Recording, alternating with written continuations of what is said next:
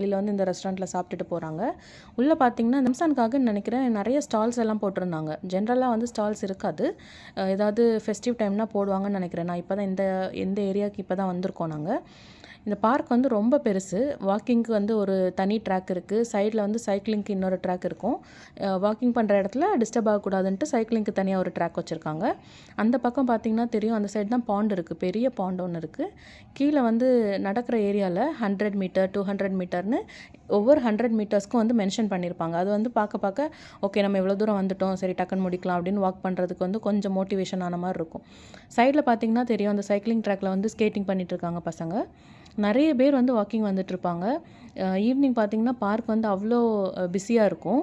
பார்க்குறதுக்கே வந்து கொஞ்சம் நல்லாயிருக்கும். ஏன்னா மார்னிங் ஃபுல்லாக வந்து ரூம்குள்ளே அடைஞ்சிருக்கனால ஈவினிங் வந்து கொஞ்சம் வெளியில் வந்து காத்தோட்டமாக வந்துட்டு போகும்போது நல்லா தான் இருக்கும்.